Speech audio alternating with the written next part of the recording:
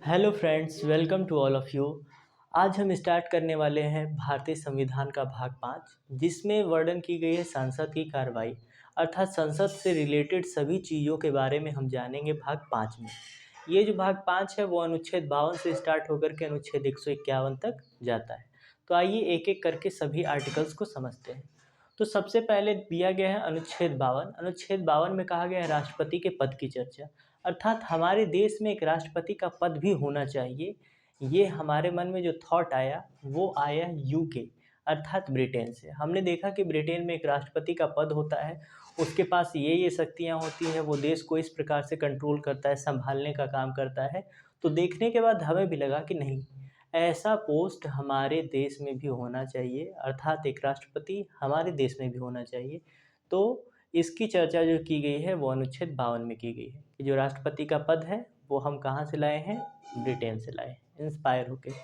आगे आता है आर्टिकल 53 यानी 53। तो इसमें कहा गया है कि कार्यपालिका की औपचारिक शक्तियाँ, यानी कार्यपालिका की जो औपचारिक शक्तियाँ होंगी वो राष्ट्रपति के पास होंगी। औपचारिक शक्ति का मतलब क्या होता है, देखिए, जो कार्यपालिका होती है एग्जीक्यूटिव, एग्जीक्यूटिव का मतलब जो लॉ को इन्फोर्स करती है, यानी कोई नियम बन गया तो अब वो लागू होगा। लागू होने का काम, यानी बन गया, बनने के बाद उसे अप्लाई करना और उसकी देख रेख करने का काम किसके पास होता है, कार्यपालिका के पास। तो कहा गया कार्यपालिका का जो ऑफिशियल काम करता है वो कौन करता है, वो आपके करते हैं प्रेसिडेंट, और जो अनऑफिशियल वर्क करते हैं वो आपके करते हैं पीएम। ठीक, यानी मौखिक रूप से बोलकर किसी भी चीज़ को लागू करवा देने की शक्ति किसके पास होती है, वो होती है पीएम के पास। और ऑफिशियल लिखित रूप से, जब तक लिखित बयान न दिया जाए तब तक किसी चीज़ को लागू न करने की शक्ति जो होती है वो राष्ट्रपति के पास होती है। कहने का मतलब है, कोई भी कानून बनता है, संसद में कोई कानून बन गया, जब तक उस पर राष्ट्रपति के सिग्नेचर नहीं होंगे तब तक उसे कानून नहीं माना जाएगा। ठीक, यानी कि जब भी कोई कानून बना उसे सर्वप्रथम आप ले जाएंगे राष्ट्रपति के पास, क्योंकि राष्ट्रपति कार्यपालिका का ऑफिशियल क्या होता है, ऑफिशियल पावर किसके पास होती है, प्रेसिडेंट के पास। अब वो उस पर जैसे ही सिग्नेचर करेगा अब वो लॉ बन जाएगा। ठीक, तो जो ऑफिशियल प्रधान होता है, यानी जो ऑफिशियल शक्तियाँ रखता है वो कौन रखता है, आपका प्रेसिडेंट रखता है। अनऑफिशियल शक्तियों का मालिक होता है पीएम, यानी आपके प्राइम मिनिस्टर। जैसे अब अनऑफिशियल शक्ति होने का मतलब क्या है कि राष्ट्रपति खड़े होकर मौखिक रूप से अगर कोई नियम बना दें, कुछ कह दे कि अब ऐसा होगा, तो वैसा कभी भी नहीं हो सकता है। मगर पीएम यदि, जैसे मोदी जी हो गए, मोदी जी खड़े होकर शाम 8 बजे कह दिया उन्होंने कि कल से 200 का नोट बंद हो जाएगा, तो अब ये नियम लागू हो गया। ठीक, इसमें कोई वैसी बात नहीं है, क्योंकि वो अनऑफिशियल शक्तियों के मालिक हैं, उनके लिए कोई लिखित कार्रवाई नहीं चाहिए। ठीक, और यदि संसद द्वारा कोई कानून बनाया गया है तो उस पर लिखित रूप से जब तक राष्ट्रपति के सिग्नेचर नहीं होंगे तब तक उसे एक लॉ यानी कानून नहीं माना जाएगा और उसे आप अप्लाई नहीं कर सकते। तो जो कार्यपालिका है उसकी जो ऑफिशियल पावर है वो होती है प्रेसिडेंट के पास, जो अनऑफिशियल पावर्स होती हैं वो होती हैं पीएम के पास। अब आगे आते हैं आर्टिकल 54, सबसे मोस्ट इम्पॉर्टेंट। ये जो आपको आज वीडियो दिखाया जा रहा है, इस वीडियो में मोस्ट ऑफ द टाइम हम इसी पॉइंट पर बात करेंगे, फोकस करेंगे, राष्ट्रपति की नियुक्ति। कि हमारे देश में कोई राष्ट्रपति बनता है तो कैसे बनता है, उसका चुनाव कैसे किया जाता है, इस चीज़ को हमें समझना है। तो 54 जो अनुच्छेद है उसमें बात की गई है राष्ट्रपति की नियुक्ति के बारे में कि राष्ट्रपति की नियुक्ति कैसे की जाएगी। तो उसमें कुछ स्टेप्स हैं। पहले कहा गया निर्वाचन। निर्वाचन का मतलब होता है चुनाव करवाना। ठीक, कि निर्वाचन कौन कराएगा, यानी चुनाव कौन कराएगा। तो राष्ट्रपति का जो चुनाव होता है वो निर्वाचन आयोग द्वारा कराया जाता है। ठीक, राष्ट्रपति का चुनाव निर्वाचन आयोग द्वारा कराया जाता है। अब निर्वाचित मंडल, निर्वाचन मंडल या निर्वाचित मंडल। ठीक, निर्वाचन मंडल का मतलब होता है कौन से ऐसे लोग हैं जो इस वोट की प्रक्रिया में भाग ले सकते हैं, अर्थात वोट देने में योग्य हैं। कि राष्ट्रपति पद के लिए अगर 4 व्यक्ति उठे तो उनको कौन कौन वोट दे सकता है। आपने कभी भी, आपके माता पिता, आपके बड़े भाई या बड़ी बहन, आपने कभी ऐसा नहीं सुना होगा कि उन्होंने राष्ट्रपति को वोट दिया। राष्ट्रपति को आप वोट नहीं देते हैं। ठीक। आप जैसे आप देखा होगा कि हम मोदी जी को वोट देने जा रहे हैं, इनको वोट देने जा रहे हैं, उनको, ऐसा सुना होगा। कभी राष्ट्रपति के लिए वोट देते हुए कहा हुआ है आपने, सुना है? नहीं सुना है। तो अब उसमें कौन कौन भाग लेते हैं? तो कहा गया है कि निर्वाचन मंडल अर्थात राष्ट्रपति को कौन कौन वोट दे सकता है। तो एक हो गया सांसद और एक हो गया विधानमंडल। संसद का मतलब जो सेंट्रल लेवल पर काम करती है, ठीक। संसद में कौन कौन होते हैं? लोकसभा होते हैं और राज्यसभा। संसद के अंदर दो सदन होते हैं, एक लोकसभा और एक राज्यसभा। लोकसभा में जितने भी लोग आते हैं वो सभी के सभी राष्ट्रपति को वोट दे सकते हैं। राज्यसभा में जितने भी लोग आते हैं वो सभी के सभी उनको क्या दे सकते हैं? वोट दे सकते हैं। लोकसभा राज्यसभा में कौन बैठता है? सांसद बैठते हैं, ठीक। अब उसके बाद कहा गया परंतु लोकसभा में 14 ऐसे लोग होते हैं जो राष्ट्रपति को वोट नहीं दे सकते, ठीक। यानी जब राष्ट्रपति का चुनाव होता है तो लोकसभा और राज्यसभा के सभी लोग चुनाव देते हैं, मतलब वोट देते हैं, परंतु जितने लोकसभा में उपस्थित कुछ ऐसे लोग होते हैं जो कि राष्ट्रपति को वोट नहीं दे सकते। कौन कौन? 12 मनोनीत सदस्य और 2 एंग्लो इंडियन। मनोनीत सदस्य क्या होता है?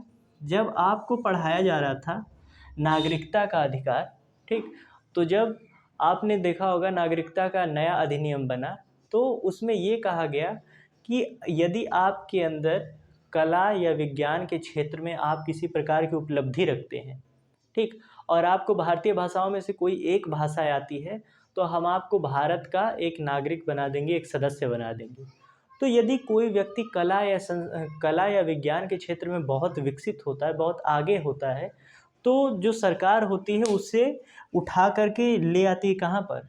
लोकसभा के अंदर, और उसे बैठा देती है ताकि वो बैठे और विज्ञान के क्षेत्र में यदि कोई डिसीज़न लेना हो तो वो भी अपनी राय वगैरह दे सके। कला के क्षेत्र में यानी संस्कृति हमारी कैसे बनी रहे, बचाए रखे, तो उसके लिए भी जो लोगों को वो ले जाएगा वो लोग भी अपना डिबेट करेंगे, अपनी अपनी बातों को रखेंगे।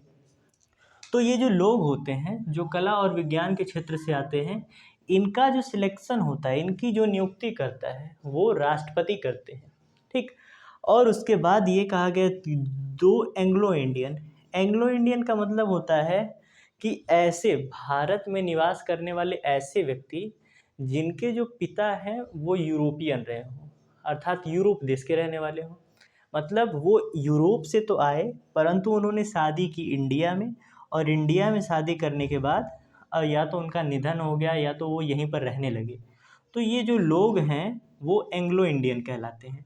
तो इनको भी समुचित रूप से अधिकार दे सके, यानी सरकार कोई भी नियम कानून बनाए तो ये लोग पीछे न रह जाए। तो ऐसे 2 सदस्यों को उठाकर उन्होंने लोकसभा में डाल दिया है कि जब कभी कोई नियम कानून बनेगा तो आप लोग भी देखिएगा कि आप लोगों के हक की बात की जा रही है कि नहीं। अगर आपको लगे कि आप लोगों को थोड़े कम अधिकार दिए जा रहे हैं तो आप उस पर डिबेट कीजिए। तो ये जो 14 सदस्य होते हैं, 12 मनोनीत सदस्य जो कि कला और विज्ञान के क्षेत्र से लिए जाते हैं, और 2 एंग्लो इंडियन, इन दोनों की जो नियुक्ति है वो करते हैं हमारे राष्ट्रपति। इसीलिए ये लोग राष्ट्रपति के चुनाव में वोट नहीं दे सकते, ठीक। तो आपने समझ लिया होगा कि जो संसद भवन होता है, संसद भवन में 2 सदन हैं, एक लोकसभा और एक राज्यसभा। लोकसभा के सभी सदस्य वोट दे सकते हैं, बस 12 मनोनीत सदस्य को छोड़कर और 2 एंग्लो इंडियन को छोड़कर। मनोनीत सदस्य कौन होते हैं? जो कला और विज्ञान के क्षेत्र से जुड़े होते हैं। एंग्लो इंडियन ऐसे लोग होते हैं जिनके पिता यूरोपीय रहे हो, ठीक।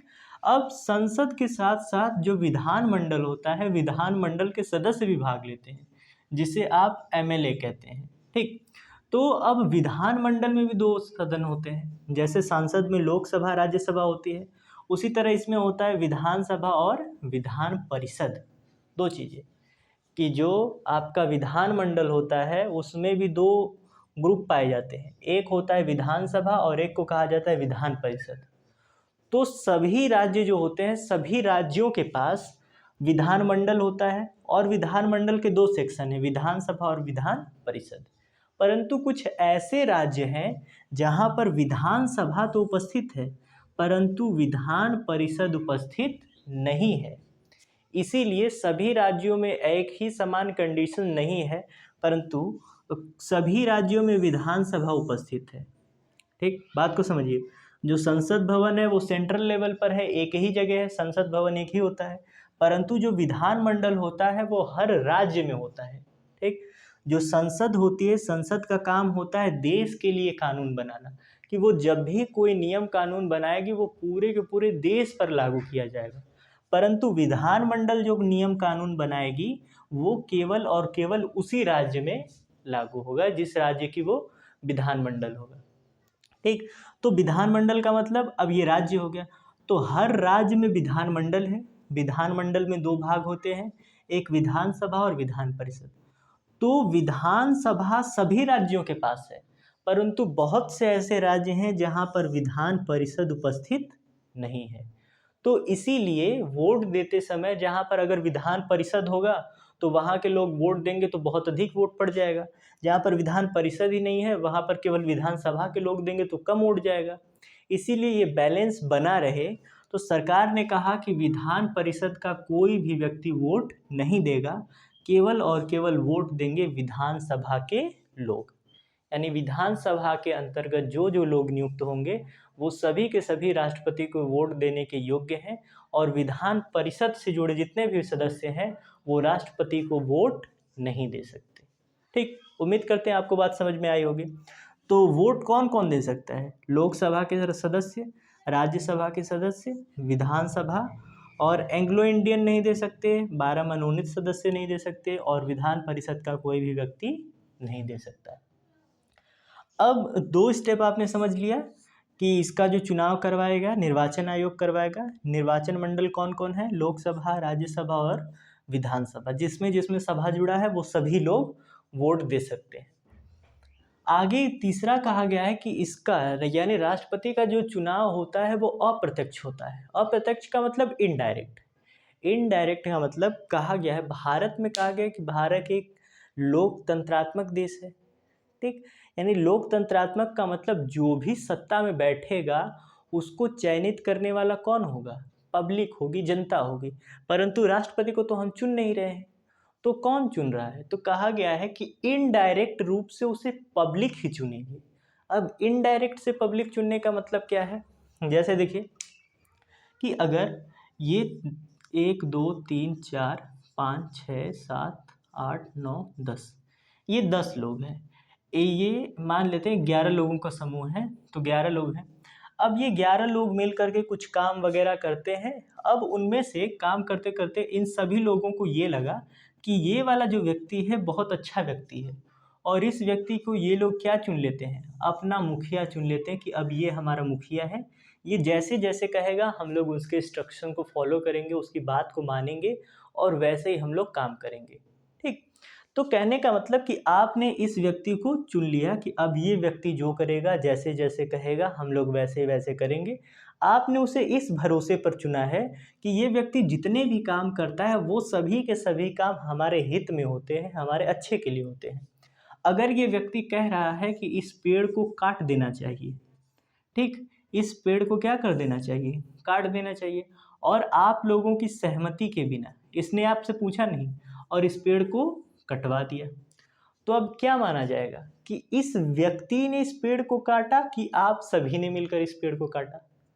तो कहने का मतलब है कि आप सभी लोग इसके समर्थन में हैं, और यदि इस व्यक्ति ने इस वृक्ष को काट दिया तो कहने का मतलब है कि आप सभी लोग समर्थन में थे कि यह वृक्ष काटा ही जाए।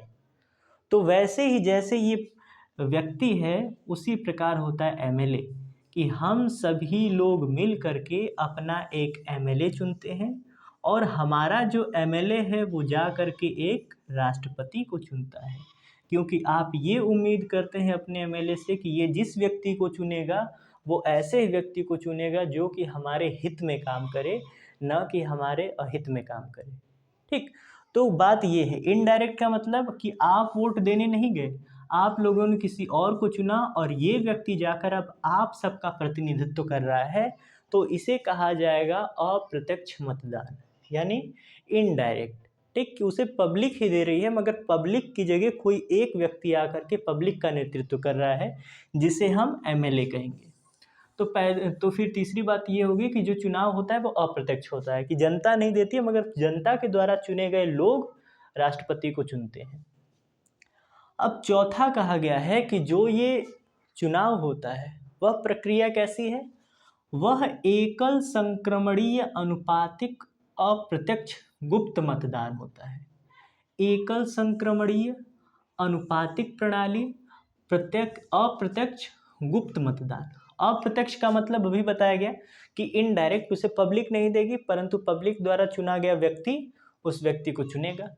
गुप्त मतदान का मतलब होता है कि उसे दिखा कर नहीं दिया जाता है कि हम देखिए हम फलाने व्यक्ति को दे रहे हैं, हमारी चीट पर ये लिखा है और हमने ये दे दिया।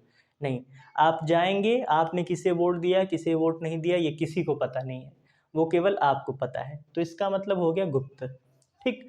अब उसके बाद एकल संक्रमणीय और अनुपातिक का मतलब क्या होता है। पहले अनुपातिक का मतलब समझिए। अनुपातिक का मतलब होता है, मान लेते हैं कि ए, बी और सी तीन व्यक्ति हैं जो कि राष्ट्रपति पद के लिए उठे हैं, कि ए है, बी है, सी है, ये लोग राष्ट्रपति पद के लिए उठ गए। अब बात ये है कि अब आपको वोट देने जाना है कि आप किसे चाहते हैं कि वो सत्ता में आ जाए। सामान्यतः आप जब प्रधानी का चुनाव जब होता है, जब एमएलए का चुनाव होता है, जब कोई सरकार केंद्र में बनती है, तब आप क्या करते हैं, किसी एक व्यक्ति को वोट देने जाते हैं। जैसे 5 विकल्प है ना, अखिलेश जी की पार्टी को वोट देंगे, नरेंद्र मोदी जी की पार्टी को वोट देंगे, केजरीवाल की पार्टी को वोट देंगे, मायावती जी की पार्टी को वोट देंगे। आप इनमें से किसी एक पार्टी को वोट देते हैं। ठीक।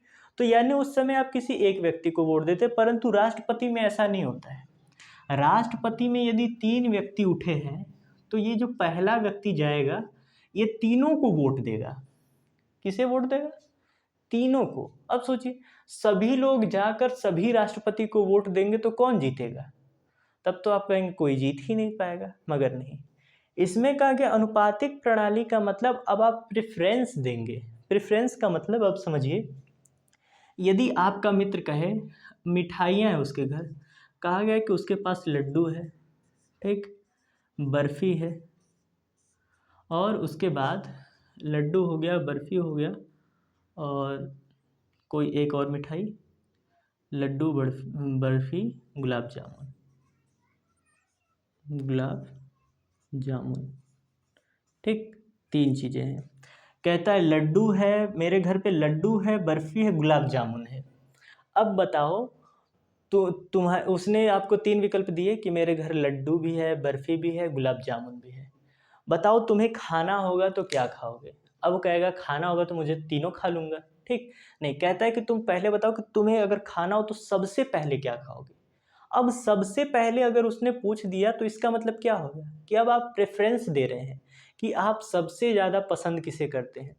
तो वो कहेगा कि सबसे पहले मैं गुलाब जामुन खाऊँगा। कहेगा कि अच्छा मान लो कि घर पहुँचते-पहुँचते यदि गुलाब जामुन ख़त्म हो गया, तो बताओ अब क्या खाओगे? तो उसने कहा अगर गुलाब जामुन नहीं है, तो अब मैं चाहूँगा कि मैं लड्डू खाऊँ। फिर फिर उसने कहा कि अच्छा मान लेते हैं कि घर पहुँचते-पहुँचते अगर वो भी ख़त्म हो गया, तो कहता है कोई बात नहीं, फिर बचा है बर्फ़ी तो हम बर्फ़ी खा लेंगे। तो राष्ट्रपति के पद में भी ऐसे ही होता है, 3 व्यक्ति हैं। अब आप तीनों में से किसी एक को मतदान देंगे, 2 को मतदान नहीं देंगे, इसका मतलब कि उन दोनों की वैल्यू कुछ नहीं है, ठीक? अगर कोई व्यक्ति राष्ट्रपति पद के लिए उठ भी जाता है, तो उसे भारतीय संविधान के रूप से एक सम्मानित दृष्टि से देखा जाएगा। अगर आप 1 को देंगे, 2 को नहीं देंगे, तो इसका मतलब आप उस व्यक्ति की आलोचना कर रहे हैं, अपेक्षा कर रहे हैं। मतलब वो व्यक्ति योग्य नहीं है। एक प्रकार से वो एक निंदा हो गई। तो संविधान कहता है कि इस प्रकार का वोट नहीं होगा। अब आप वोट तीनों को दीजिए, मगर आप 1 नंबर का वोट उसे दीजिए जिसे आप सबसे पहले देखना चाहते हैं। तो मान लीजिए ये व्यक्ति गया, इसने कहा कि मुझे सबसे पसंद है 1, कि पहले सी जीत जाए। मान लेते हैं कि अगर सी हार गया तो मैं चाहता हूँ कि अब ए जीते, और ए हार जाए तो फिर बी जीते। फिर एक दूसरा व्यक्ति आया, उसने कहा कि मैं चाहता हूँ कि पहले बी जीत जाए। उसके बाद ये कहता है कि मैं चाहता हूँ कि ए जीते। फिर ये कहता है कि मैं चाहता हूँ कि कौन जीते, सी जीते। तो तीसरा नंबर, एक तीसरा व्यक्ति आया, वो कहता है कि मैं पहले ए को चाहता हूँ, फिर बी को चाहता हूँ, फिर सी को चाहता हूँ, ठीक। तो अब उसके बाद अब जोड़ा जाएगा प्रेफरेंस। ठीक, कि जब लोगों ने वोट दे दिया तो सबसे पहले स्थान पर किसे देखा जाता है। यानी ये देखिए, एक नंबर जिसे आया है मतलब वो पहले स्थान पर आएगा। जिसे कम नंबर आप दिखेगा, जहाँ पर कम नंबर, इसका मतलब व्यक्ति उसे पहले चुनना चाहता है। तो देखिए, यहाँ पर 3 3 6 1 7 हो गया, यहाँ पर 3 2 5 1 6 हो गया, यहाँ पर 2 2 4 1 5 हो गया। तो सबसे कम कहाँ पर आया है, नंबर 5 पर। यानी ये चाहता है कि दूसरे पर आए, दूसरे पर आए, पहले पर आए। यानी लोग अधिक प्रेफर कर रहे हैं किसे, नंबर ए वाले को। इसलिए जो नंबर ए वाला व्यक्ति है वो राष्ट्रपति बन जाएगा। तो ये होता है क्या, राष्ट्रपति को चुनाव देने की, वोट देने की प्रक्रिया। कि जब कभी भी आप राष्ट्रपति के पद के लिए किसी व्यक्ति को चुनेंगे तो आप जितने भी लोग उठेंगे सभी को वोट देंगे, मगर प्रेफरेंस के आधार पर कि पहले आप किसे देना चाहते हैं, दूसरे नंबर पर किसे देना चाहते हैं, तीसरे नंबर पर किसे देना चाहते हैं। अब देखिए, तो अब बात ये हो गई कि अब ये कहा जाएगा ना कि इस व्यक्ति को कितने वोट मिले, 5 वोट मिले, मगर 5 वोट नहीं कहा जाएगा।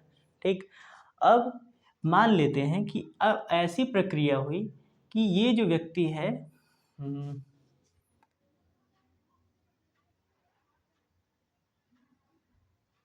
यहाँ पर ये दूसरे नंबर पर आ गया और ये आ गया, नहीं नहीं, इसको पहले पर रहने देते हैं कि ये पहले नंबर पर आ गया, ये दूसरे नंबर पर आ गया, दूसरा तो हो ही गया है, ये दूसरे नंबर पर आ गया, 3 2 5 और 1 हो गया।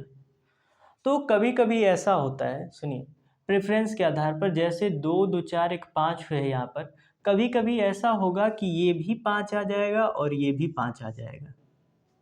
ठीक, कहने का मतलब क्या है कि प्रेफरेंस के आधार पर ये भी 5 आ जाए, ये भी 5 आ जाए। 5 आने लाने के लिए यहाँ पर क्या करना पड़ेगा, 3 2 5 हो गया, इसको 2 करना होगा, इसको 2 करना होगा, तो इस वाले को 1 यदि कर दिया जाए तो इसे 3, तो 5 करना है तो इसको 2 कीजिए, और फिर तो ये 2 पहले से ही है, फिर गलत हो जाएगा ना। मतलब एक ऑर्डर ऐसा आएगा कि कभी कभी ऐसा होता है कि मतदान की प्रक्रिया में ये जो 2 चीज़ें होती हैं, इसका भी 5 आ गया और इसका भी 5 आ गया। अब कैसे चुनाव होगा, ठीक, कि 2 लोगों का जब बराबर आ जाता है और 1 लोगों का कम आता है, तो अब ये जो व्यक्ति बचा है, अब आप अनुपातिक प्रणाली का मतलब समझ गए कि जब कभी भी वोट देना है, किसी एक को नहीं देना है, सभी को वोट देना है। तो उस प्रक्रिया को कहा जाता है अनुपातिक प्रणाली। और एकल संक्रमणीय का मतलब होता है कि जीतेगा तो कोई एक ही व्यक्ति और हारने वाले व्यक्ति के वोटों को बाकी लोगों में बराबर रूप से बांट दिया जाएगा। ठीक, बराबर रूप से बांटने का मतलब, जैसे ये, अब मान लेते यहाँ पर कितना है, 6 था। ठीक, कि इसका भी 5 आया, इसका भी 5 आया और इसका आ गया 6। तो अब ये तो निश्चित रूप से हार गया है और ये दोनों व्यक्ति क्या हैं, जीते हुए हैं। तो जो हारेगा उसके वोटों को बराबर रूप से इसमें बांट दिया जाएगा, 3 इसमें गया और 3 इसमें गया। यानी कह दिया जाएगा कि 8 वोट इनके पास है, 8 वोट इनके पास है। अब उसके बाद फिर से चुनाव किया जाएगा, कितने लोगों के बीच में, 2 लोगों के बीच में। फिर वही अनुपातिक प्रणाली वाला अनुपात होगा। ठीक, कि 1 आया, 2 आया, 2 आया, 1 आया, 2 आया, 1 आया, इसका मतलब लोग इसे अधिक प्रेफर कर रहे हैं। ठीक, तो ऑप्शन बी यानी बी वाला व्यक्ति क्या होगा, जीत जाएगा। और कभी कभी दूसरे चरण में भी क्या होता है, समान हो जाता है, फिर से दोनों का अनुपात बराबर आ जाएगा। तो तीसरे चरण तक की मतगणना हो सकती है, जनगणना हो सकती है। तो इसी कहते हैं, अगर पहले चरण में हो गई पूरी तो उसे कहेंगे प्रथम चरण की मतगणना। पहले चरण में यदि लोगों का अनुपात, 2 लोगों का अनुपात या 3 लोगों का अनुपात बराबर आ गया तो द्वितीय चरण की मतगणना की जाती है, उसमें भी कोई ना कोई हटेगा। इसी तरह 2 या 3 चरण तक ये मतगणना जा सकती है। ठीक, तो ये हो गया राष्ट्रपति को चयनित करने की प्रक्रिया। ठीक, अभी देखते हैं कि कितना समय बचा है आप लोगों के पास। ठीक, वैसे वीडियो थोड़ी लंबी हो जाएगी, परंतु ये पूरी वीडियो देखिए, आपके इन्फॉर्मेशन के लिए अच्छी है। अब उसके बाद जानिए कि एक एमएलए के पास क्या पावर होती है। ठीक, कि एक एमएलए जो होता है वो कितना नेतृत्व करता है, कितने लोगों की क्षमता रखता है, कैसी योग्यता रखता है। तो आप जानते होंगे कि जो एमएलए होता है उसके पास बहुत पावर होती है। बहुत पावर का मतलब उन लोगों के पास पैसा भी बहुत होता है। यहाँ वहाँ से काला धन, बहुत सारा काला धन मिलता है। तो क्या आपने कभी सोचा कि इन लोगों के पास इतना सारा पैसा आता कहाँ से है? तो अब आपको बताते हैं कि कहाँ से आता है। तो अब एक एमएलए की वोट की पावर देखिए, ठीक, कि एक एमएलए की वोट की पावर कितनी होती है। अब कहा गया कि एक एमएलए के जो वोट की वैल्यू होगी राज्य की जनसंख्या बटे एमएलए की संख्या बटे 1000 के बराबर होगी। जैसे उदाहरण के रूप में समझिए, जैसे उत्तर प्रदेश हो गया, ठीक। उत्तर प्रदेश की 2025 में जो जनसंख्या है वो 24 करोड़ है। कितनी है? 24 करोड़। तो इकाई दहाई सैकड़ा, इकाई दहाई सैकड़ा हज़ार, 10,000, लाख, 10 लाख, करोड़, 10 करोड़, ठीक। इकाई दहाई सैकड़ा हज़ार, 10,000, लाख, 10 लाख, करोड़, 10 करोड़, यानी 24 करोड़ हो गई। एमएलए की संख्या भारत में भारत में कह रहे हैं उत्तर प्रदेश के अंदर कुल 100 एमएलए हैं, यानी उनके लिए कितनी सीट अवेलेबल है? 100। तो उत्तर प्रदेश में 100 एमएलए हैं और गुणे 1000। 1000 इसलिए किया गया ताकि संख्या थोड़ी छोटी हो। तो 3 जीरो से 3 जीरो ये कट गए, 2 जीरो से 2 जीरो ये कट गए, ठीक। अब उत्तर प्रदेश का जो एक एमएलए है, यदि वो अपना एक वोट देता है, उत्तर प्रदेश में कितने एमएलए हैं? 100 एमएलए हैं। उसमें से यदि एक एमएलए वोट देगा तो उसके जो वोट की वैल्यू होगी वो 2400 लोगों के बराबर होगी। इकाई दहाई सैकड़ा हज़ार, 10,000, लाख, 10 लाख, करोड़, 10 करोड़, ठीक। यानी 24 करोड़ था, 2 जीरो से 2 जीरो, 3 जीरो से 3 जीरो, यानी एक जो एमएलए है, ठीक, यदि वो राष्ट्रपति को वोट देगा तो ये माना जाएगा कि 2400 लोगों ने उनको वोट दिया है। अब सोचिए उत्तर प्रदेश की जनसंख्या बड़ी है इसलिए यह इसका मान कितना आया है? 2400 आया है। यदि कोई राज्य छोटा होता है तो वहाँ की जनसंख्या भी कम होगी और वहाँ पर ये जो एमएलए हैं उनकी संख्या भी कम होगी। तो हर एमएलए की वोट की वैल्यू एक ही जैसी नहीं होती है। उत्तर प्रदेश के एमएलए की वोट की वैल्यू अलग होगी, झारखंड के एमएलए की वोट की वैल्यू अलग होगी, उत्तराखंड का जो एमएलए है उसके वोट की वैल्यू अलग अलग होगी। तो देखिए उत्तर प्रदेश का जो एक एमएलए है उसका जो एक वोट है वो 2400 लोगों के वोट के बराबर है। अब बताइए 2400 लोगों का वोट पाने के लिए व्यक्ति पैसा दे सकता है कि नहीं? आराम से। जब गांव में प्रधानी जीतने के लिए गांव का जो प्रधान होता है वह लोगों को 2-2 हज़ार रुपये देने के लिए तैयार है, तो ये तो एक व्यक्ति को 2000 देने के लिए तैयार है, तो यहाँ पर तो 2400 लोगों की बात है। 2400 लोगों की बात है तो ये व्यक्ति अगर करोड़ों में भी डिमांड, करोड़ों या लाखों में भी डिमांड करेगा तो आराम से उसे पैसे मिल जाएंगे।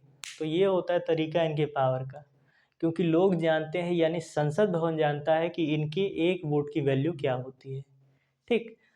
उसी तरह तो ये आपने समझ लिया एमएलए की। और जो सांसद होता है, एक सांसद के वोट की वैल्यू कितनी होती है ये निर्भर करता है कि कुल एमएलए के वोटों की संख्या कितनी है, ठीक।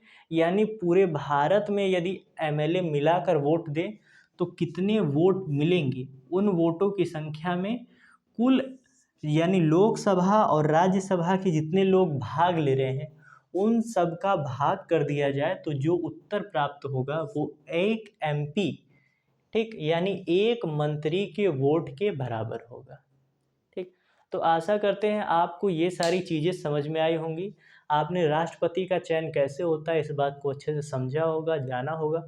जो टॉपिक आपको समझ में ना आया हो उसे कमेंट कीजिए, हम आपका रिप्लाई ज़रूर देंगे। अगर वीडियो अच्छा लगा तो इसे अपने मित्रों के साथ शेयर कीजिए और ऐसी नई नई चीज़ों को सीखने के लिए हमारे साथ जुड़े रहिए। आज के लिए केवल इतना ही, धन्यवाद।